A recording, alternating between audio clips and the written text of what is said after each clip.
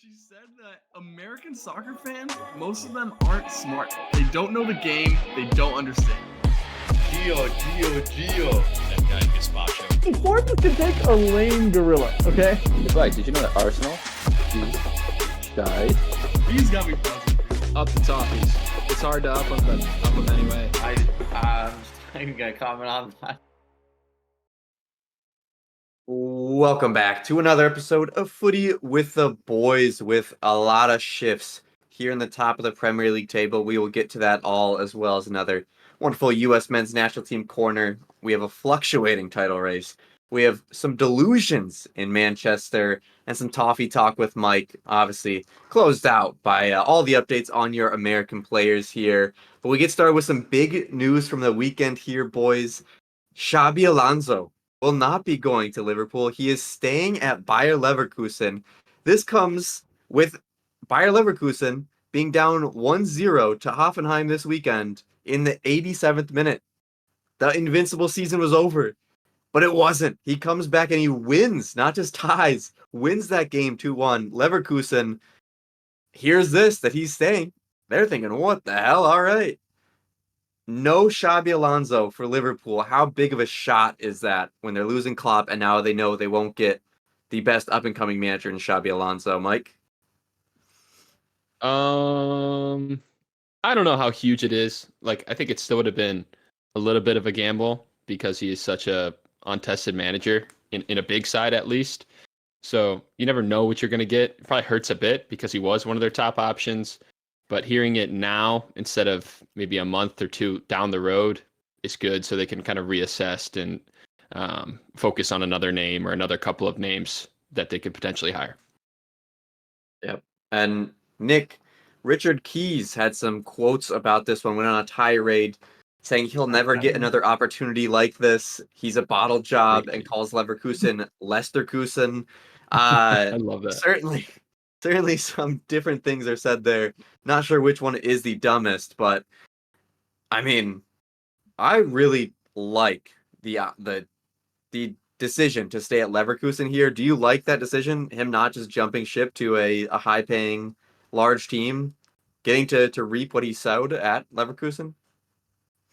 Yeah, I like it. I think some of those players are going to go this summer, like a Grimaldo, maybe a Frimpong, a Verts, maybe. I don't know. Feels like he might want to stay around, but he'll still have a good team. He should be able to. I think he's an incredible manager. I like watching that. Honestly, the only extended amount of Leverkusen ball I've watched was versus Bayern, and I get Bayern isn't Bayern right now, but that was a complete domination of a game when I watched that game. So I'm very impressed by him. I mean, unbeaten speaks for itself.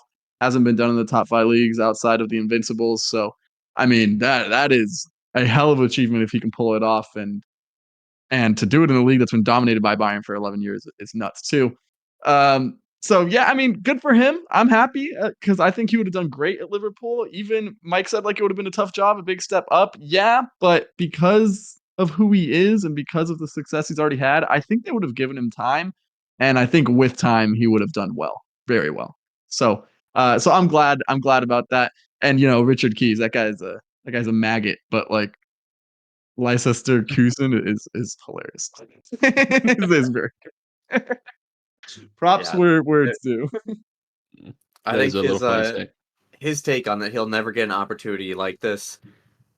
Brother, there's going to be a lot of opportunities. Everybody He's gonna take the Madrid job next summer. Exactly, yeah. Yeah, he will have potentially the most talented roster of all time at Madrid in whatever amount of years that Carlo Ancelotti stays and he wants to go there. They will have him, certainly. Well, boys, we get into the Premier League title race. It is Arsenal, it is Manchester City, and it is Liverpool.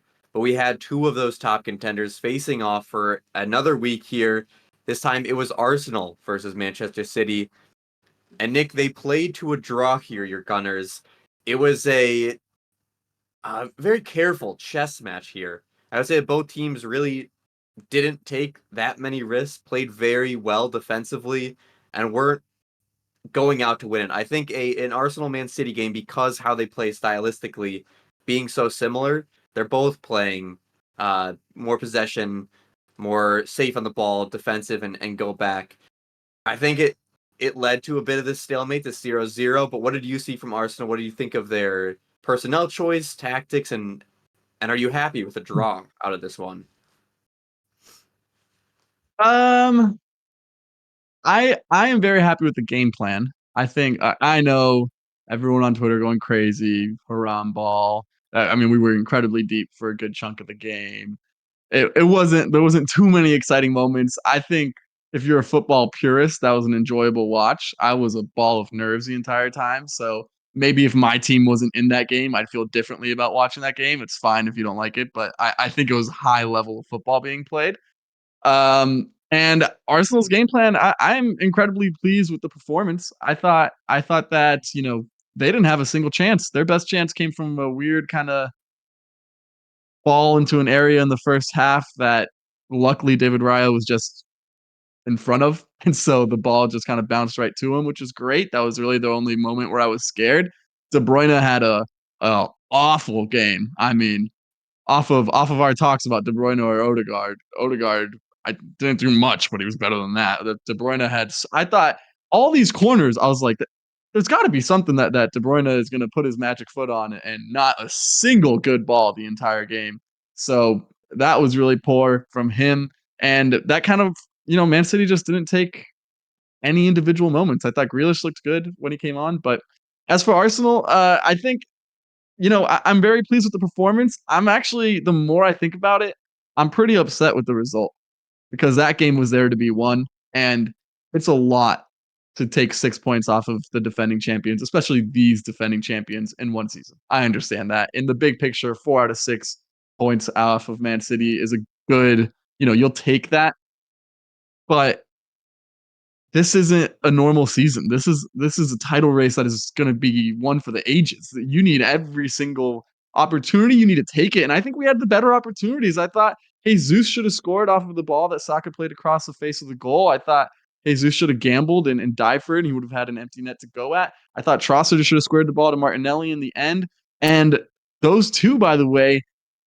I think the game was there to be won, and as much credit as we're going to give Arteta for going in and not letting, like, completely nullifying a Man City side. I mean, they had nothing. Like I said, they had nothing.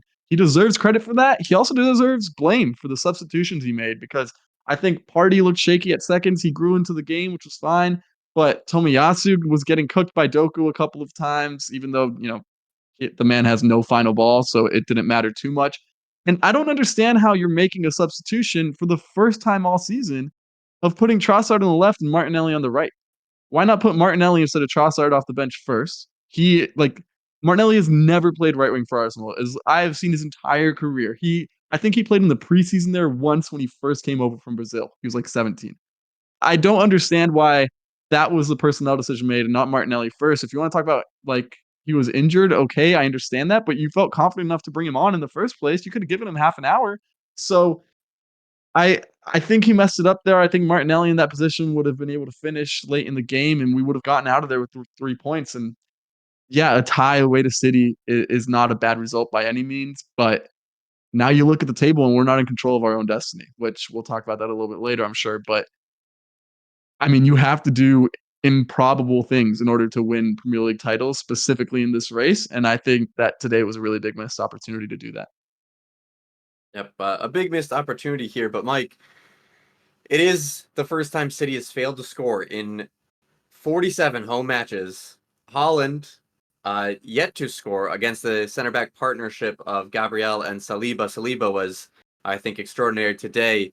Uh, is it just Arsenal has that backbone where if they have that defensively solid backbone, it's just up to the attack at that point, and when they can put in some goals, is there anybody that can stop them here? Man City did not look like they were, levels above as they have in the past. Is that defense that stalwart for Arsenal that puts them on that level?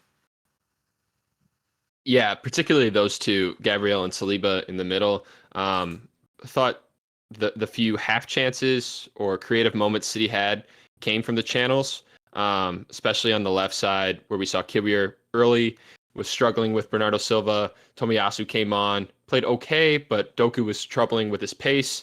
But every time the ball came into the middle, there were extended moments of time where City had the ball in and around the Arsenal box. They just couldn't break down those two guys in the center because they were so disciplined, so strong in the air, picked up all the runners. Holland was essentially kind of marked out of the game for large portions of it. And that makes them a truly elite side when speaking about Arsenal. They have that solidarity, that structure in the middle of the park that's just really, really hard to deal with, even with a plethora of attacking talent like City has. For what it's worth, I mean, yes, Gabriel and Saliba are the best center back partnership in the league. If you want to take Van Dijk and Konate, that's your prerogative. But I'm taking my boys. I think they're the best in the league. I thought they proved it today. I thought Gabriel had a better game than Saliba. I know Saliba won man of the match. Gabriel was all over Holland. I mean, he had a big boy performance. He was a man out there. He reminded me of like some throwback defenders. I mean, he was incredible. And Declan Rice, Jorginho, and Odegaard deserve a lot of credit too for that because they were locked in that entire game and were making it really hard right outside of the 18 down the middle for Man City. So huge credit to Gabriel and Saliba. They played phenomenally, easily our two best players, but the three midfielders deserve credit for that too. Yeah, honestly, the whole Definitely. team for Arsenal did well tracking Mhm. back and defending, even wingers. Everybody was locked in, but obviously with that much effort and that much defensive presence, it became pretty hard. I do think that with Arsenal and Man City, you don't see as much fireworks as you see from an Arsenal Liverpool or Man City Liverpool, because you don't see two styles clashing. I think when Liverpool and City played, you saw them getting Manchester City out of their slow possession style and were able to kind of get them in a situation where they didn't feel comfortable. I think both them, Arsenal and Man City in this case, felt comfortable playing that slower, more methodical way because they are kind of more similar tactically here. But Nick, that does bring up Liverpool here. Arsenal Man City draw. Liverpool win twice this weekend. They win versus Brighton in a comeback win 2-1 after going down early. Second minute, get a goal scored against them. It is the Liverpool way. They come back. They get the win here. They put the pressure on Arsenal and City, and they draw another win for if you're an Arsenal fan. They go top of the table here. Does Liverpool controlling their destiny mean that much when it's this close margins with only 9 games left here? Yeah, 9 games. I mean, it's only 9 games. They've played 29, but 9 games is still a lot. There's a lot to be said left in this season. So it does mean something. Obviously, you'd rather be in the position than not, but there's more twists and turns coming from the Premier League, as we all know from watching this league in the past. If you look at all three of the big teams in the title race right now have played each other twice. Arsenal's the only team that have won any of those games. Man City and Liverpool drew each other, and then we beat Man City and Liverpool each once. So I still stand by my take. I think we're the best team. I think we had a couple chances to finish today that we didn't. That would have really made a statement.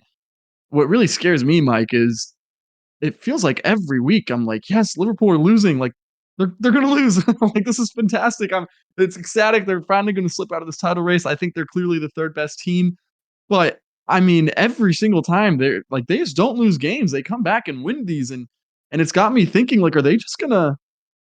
Is this them? Like we know Liverpool is the most emotional club in England. They ride this kind of feeling that they get from their players and from their fans, and right now from their managers. So is this team gonna lose again, Trace?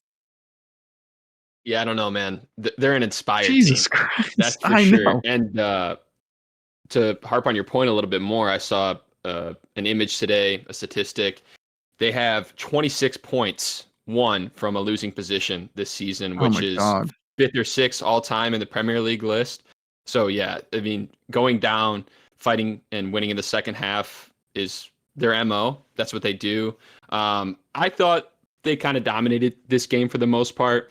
That goal that went in early was a piece of brilliance from Danny Welbeck, just an absolute banger.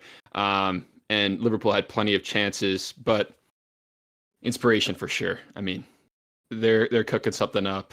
I do like their midfield and their attack currently. They finally had those three midfielders play a string of matches together, and those are easily their best options when they're all available. McAllister doesn't get enough credit. Endo and Sabozzo are fine; they're good players, but McAllister that man is quality. He's the Yeah, diamond. whatever. And that assist he picked out for Salah was, Woo. I mean, simple, looked easy, but it was really It's brilliant. not. Yeah. Yeah. I think Liverpool, now that they are healthy, and I think they very much so benefit from this now being a three-horse race. Because if you look at Man City, they just played Liverpool and they played Arsenal. They come out with 2 points out of that potential 6. Man City of the past that won all these titles, they get more than 2 points out of that. So I think Arsenal, being that other title challenger, almost helps Liverpool in a way that it's not just Liverpool versus City and a race to the top. It is another team that can drop Man City down a peg, that can take points off of them. And Arsenal has done that to both Liverpool and Man City this year. I think them added to the equation, certainly down the stretch, is going to help Liverpool, so it's not just them fighting off against Man City in that pressure in that title race. But boys, going down, going down the table to Manchester United, to 6th place, not the title race anymore, and not the great football, the great styles of play that we are seeing, not the comebacks. It is Manchester United who played Brentford this weekend. Mason Mount comes out with his first goal for Manchester United in the Premier League, 90th plus 6th minute. The club tweets out that Mason Mount has scored, and surely this will secure the 3 points. Good thing they have Twitter Premium, because in the 9th minute of stoppage time, Brentford get the equalizer here, a much deserved equalizer. If they lost this game, that would be highway Oh my God. robbery. They get a 1-1 draw here. Brentford not in good form, and they looked the much better team versus Manchester United. Palmer, if you can scroll down to the stats here, right up at shots, 31 shots for Brentford against Manchester United. If you were to say this in United's heyday, if you were to say this in not their heyday, just in any other era of Manchester United, that Brentford took it to Manchester United, 31 shots? What is going on at Manchester United? They looked horrible, but they still get the result. They get a draw out of it. It is Manchester United in a nutshell. They look terrible, and it's a draw, so it's not a catastrophe. Nick, what's going on here in Manchester, and what needs to be done? Oh my God. I mean, you said it all. They looked atrocious. What's going wrong in Manchester? Everything is going wrong in Manchester. There is not a single. I understand you have two bright lights in Hoyland and what you think he could be, and Kobe Mainu, who is also solid. But let me tell you, both those players didn't do shit this game. They weren't anywhere to be found, and not even fault of their own. I'm not even calling them out. It's just how bad of a situation it is right in Manchester United. 31 shots. 31 shots? Are you kidding me? That's insane. There was 4 balls that went off of the post or crossbar during this game. That is, I mean, Thomas Frank said it after the game. He's like, I cannot believe that we're not walking out of here with 3 points. That was absolutely ridiculous. They got outclassed in every single way. I mean, sure, Varane got injured, early change. He got nutmegged for a clear chance in the first half, anyways. Like, he wasn't doing anything. I understand Lindelof also came off. He wasn't having a great game. The He midfield, sucks. Bruno Fernandes, horrible. Bruno Fernandes, it was nowhere to be found. And he was their best midfielder because Scott McTominay, trash. Kobe Mainu did what he could, but he's not really a player that's going to carry you. He's just like a good piece to a team. You know what I mean? So, I mean, the Casemiro coming on didn't do anything. The whole game, there wasn't a single moment where Man U looked like the better team. They strung together 3 minutes of good football, and somehow they got a goal out of it. And I thought for sure, I said, there is no chance that I am witnessing this. This meme of a club at the moment is about to pull 3 points out of the bag. In this performance, they came through for me, as they've done so often this year. Allowed a late equalizer, gave me some joy this weekend. I mean, I didn't even know that was Mason Mount's first goal in the Prem. That is the state of affairs currently at Manchester United. They were horrendous. Everything needs to change. And then you see Ten Hag at the end talking about City should have tied against Brentford too, but they got a win. It's like, what are talking about, bro? Take some goddamn blame. Your team is completely in shambles, and it's mostly your fault, if I'm being honest. He doesn't know the tactics. Why is Wan-Bissaka at left back when Dalot's played there a lot this season, improved to play well there?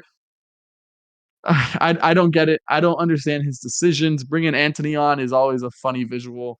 He was horrible as well. Garnacho played horrible. This one star boy I think has like 6 goal contributions in the Prem this season. A lot needs to change at Man U. I honestly don't even know where to start. I feel as though they have talent, and they've used different lineups, different players. They've had opponents that should be much inferior. They've had players come in that had good form, but nothing has stuck and nothing has worked. And throughout all this time, the one consistent is that Erik ten Hag is the manager and he is choosing the tactics, and they have constantly looked tactically outplayed. I saw a tweet that said something about like, you know what, hey, Manchester United, it's hard to play against a low block and break that down. Everybody has issues with that. Brother, this was not a low block. That was not If the other team has 31 shots, Not at all. that is a high block. 31 is shots the is not opposite, an brother. indicator of a low block. They were taking it to Manchester United, and there was nothing Manchester United was going to do about it. They seem inept at this point. Yet, in Manchester United fashion, they get the result. They get a draw out of this that Can't I believe think they would be happy with at this point after how they looked. Mike, unfortunately, there's a team that we both support, Everton, that does not get the results when they look shit. In fact, even when it seems as though they score a late goal to get an equalizer, it is the most devastating and stupid own goal that will then crush your heart because Everton Football Club, they absolutely will not let you be happy for a weekend, be happy with a draw, and just allow that to happen. Beto getting on the score sheet. It's a 2-1 loss to Bournemouth here. We're talking about getting into crunch time for the title race. We're getting into crunch time for the relegation battle. Luckily, Luton end up losing. Nottingham Forest get a draw. But what are we looking at here? What are we doing at Everton? 87th minute or equalizer, we still can't win with a ridiculous own goal? Yeah, man. I mean, you asked me last week. You said must win, right? I said it is, right? But I'm not convinced we're gonna get it. I said I'd be happy with a goal, and I should have chosen my words a little bit more carefully because I got a goal, and then we got another one. It just happened to go in the wrong net. Poor Seamus Coleman. Dude is an absolute Evertonian legend, and he played an okay game. First start in the Premier League this season, and then just a simple ball across. He feels like he probably has pressure when he really doesn't, and it goes off his chest and slowly trickles by Jordan Pickford. Oh. It was just crushing to watch. I'm sitting there on my couch, and I'm not even shocked. I'm just disappointed because that's just kind of been the season this year. Beto gets a little bit of luck. Neto goes up and drops one. Absolutely terrible goalkeeping. And he pounces on it, puts it away. Little Beto Neto alliteration. Love to see it. And I'm absolutely pissed about this match for a variety of reasons. Performance, bad. Bournemouth, okay. Refereeing, shambolic. That was disgraceful. Dominic Calvert-Lewin won a clear as day penalty in the box against our American captain, Tyler Adams, and it wasn't given.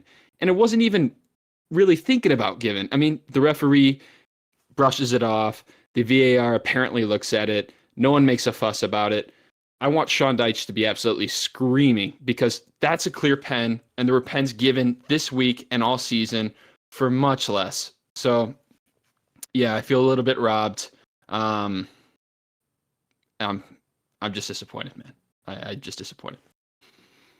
Yeah, it seems like the opportunities for us to get points are just gone. I thought for a long time that we would find our form again under Sean Dyche. I don't think it's anywhere to be found. I think we've checked the lost and found, and it is not there. We don't have the had players. A purple patch. We got out of it, but Mike, certainly with Onana, Braithwaite, we have Pickford, we have players We have players down the spine. We have players that can get wins in the Premier League or at least see Look at out a the draw. attack. Look at the attacking talent, dude, or lack of attacking talent. Those guys are fucking bodies up there. And I like a few of those dudes, but creative talent, spark, something that makes them a difference maker, none of them have it. Dwight McNeil is the closest to, and he is a true old school winger who swings it into the box. So, dude, we just don't have anything going forward. We can't expect goals to go in. We just have to pray for defensive, battles that we just win and see out a 0-0. That's all we can hope for the rest of the season and probably next season. Yeah, well, Seamus Coleman was not exactly seeing out that one. Decided to chest it to your goalkeeper from like a yard and a half out. Does not go to the goalkeeper. Good decision there. I always love a good chest a yard out at your own goal. Nick, are you Sean Dyke out. you about to say something to hurt? Sean Dyke out. Not at this point. No. I think you have to wait till the end of the season. I What, don't in think the he's on summer? for next season. Yeah, I don't next know, season. man. I don't. It's not his fault at all. He might get out, but the situation Is the it not his club's fault? put him in. Look at the situation the club's put him in. He's had to be the vocal, the leader of sorts, facing all this backlash from media for shit that's outside of his control. I think he's been a good voice. I like a lot of things about Sean Dyche. No, I don't love our fucking style of play, but he's done a job with the circumstances he's been given, I believe. But I think he's done the job to keep us alive this summer or this season, and we'll see if he ends up completing that. But this is Sean Dyche with Burnley. They were never making progress. They were never going to be higher than a relegation battle. For Everton, surely you should have higher expectations than Sean Dyche ball just saving yourself from relegation. I think at a certain point you have to look yourself in the mirror and say, you know what, Sean Dyche is not going to be the guy that brings us back up to where we want to be. Is that not how you see it? Are you saying Sean Dyche and you just think, yeah, we're a relegation side and we're going to have to stick with that for as long as we can? I mean, dude, I don't see any current aspirations to crawl up that table. They seem pretty happy playing the style of ball. Like, what signings God. have we made? What moves have we made that show we want to play attacking soccer? I mean, if we start making signings and Sean Dyche isn't playing them to their potential, sure. But with the state of the team, the state of the roster, it seems like a natural fit with the manager. Yeah. I mean, I guess that the roster does fit, but I think if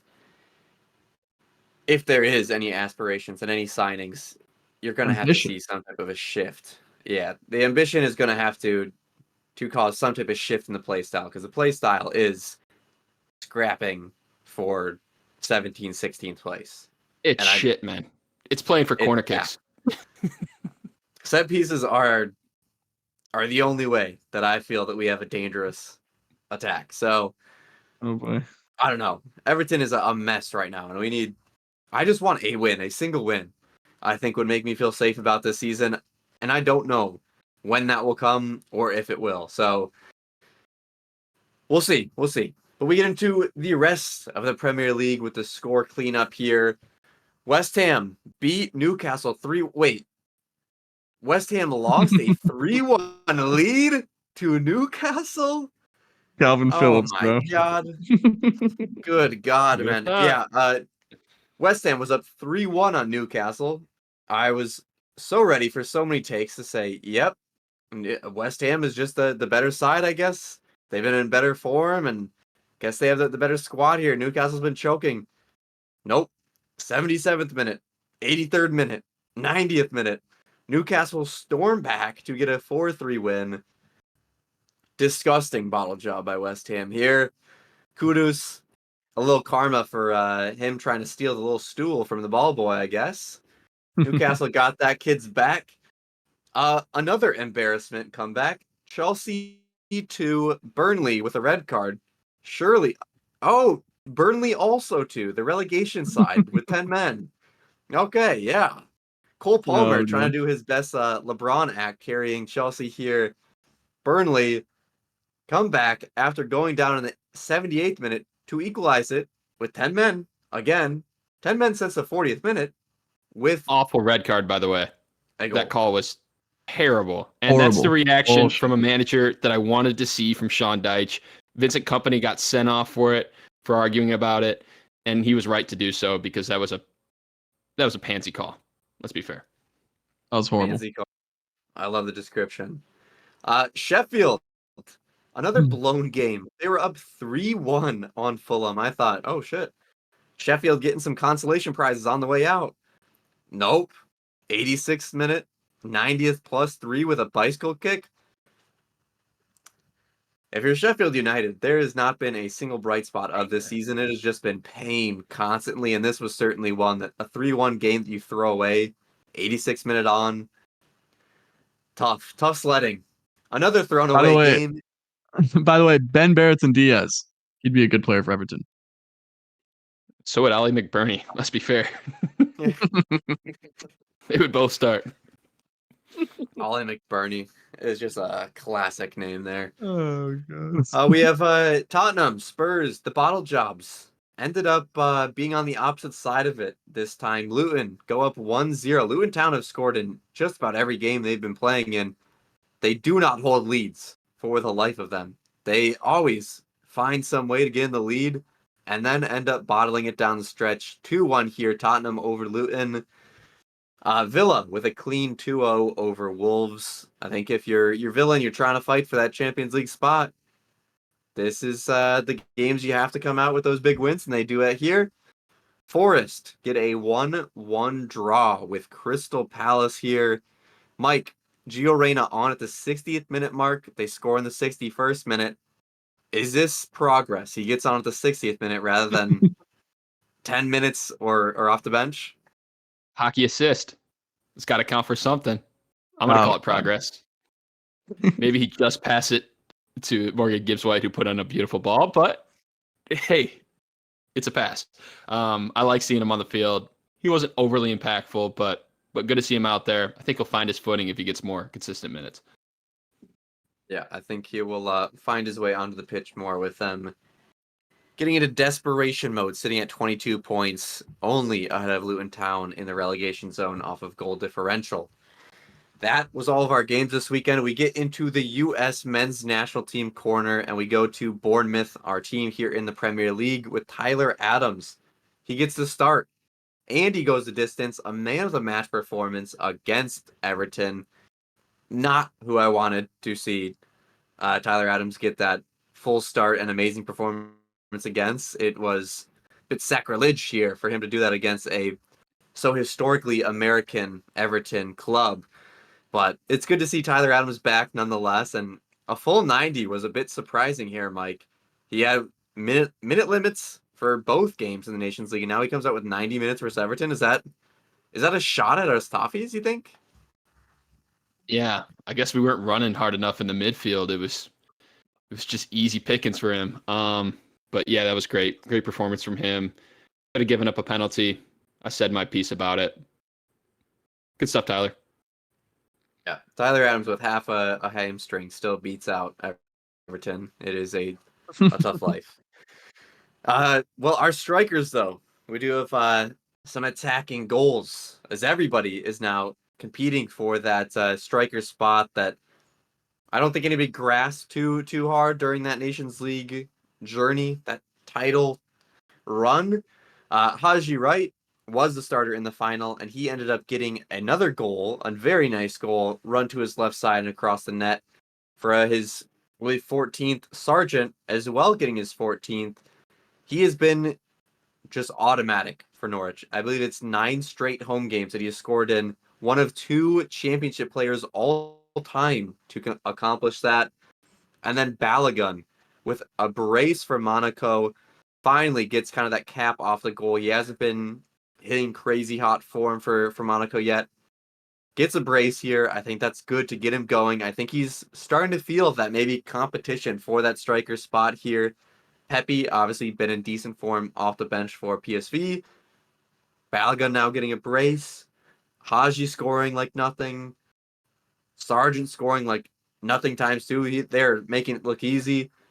Who is in the lead of this number 9 debate, and how competitive is that 1 through 3 spot now for the Copa America roster.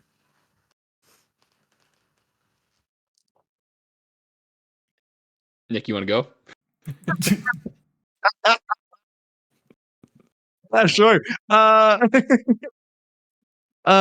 Excuse me, watching Sparty play right now. But I think who's in the lead? No one. There's no lead at the moment. You could say Josh Sargent, but we haven't seen him do it for the national team really. Balogun is still the most talented one. I was fairly unimpressed by all three of the striker options that we saw in the Nations League, but also I was fairly unimpressed with the roster in general. So, yeah, if I had to pick one today, give me Balogun. I'll take the talent and just scored a brace, so he gets the edge for me as of March 31st. Mike, do you feel Balogun still has that edge that I think he has had for the past? Or do you think Haji and Sargent, I mean, they're scoring every weekend. I'd probably go with Josie Altidore. He's got more goals than all those guys. Yes, yeah. And you can't beat just goal scoring, pure raw goal Bring scoring. me Wando. I want Wando. Yeah, Chris Wando and Josie Altidore. I'll never forgive him for the Belgium game. That was we should have beat Belgium off of Wando being a hero, but here we are. That's what you get putting an MLS guy in extra time. To be honest, I don't think Jurgen Klinsmann had that many amazing options deep into that roster for a goal there. Aaron Johansson, anyone? Bobby Wood, Julian Green. He was a star boy with the volley. But boys, enough guys naming dudes type U.S. men's national team corner here. We'll do a segment like that later, but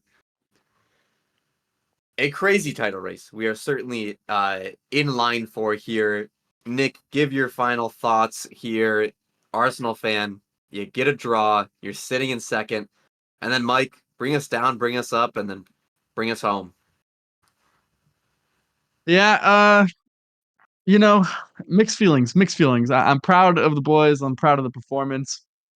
Still a missed opportunity, though. This title's going to take absolutely everything, and we were just a hair short today of fulfilling that. So, as always, up to the Arsenal. Looking forward to these final 9 games. Mike? Shout out Arsenal women's team for winning the Conti Cup today. Go Arsenal, ladies. Not sure what that competition is, but I know that they won it. Congrats. And if you're a Toffee fan, I feel for you. Nothing's really going that great right now, but we should stay up. So that's the silver lining. Arsenal, Man City, great game. A game for a real football fan, not a casual watcher. You know who you are. Check us out on socials, YouTube, TikTok, Twitter, Spotify, Apple, Jared's address. Plug it here. MySpace, Tinder, Bumble, Hinge. I do. Peace.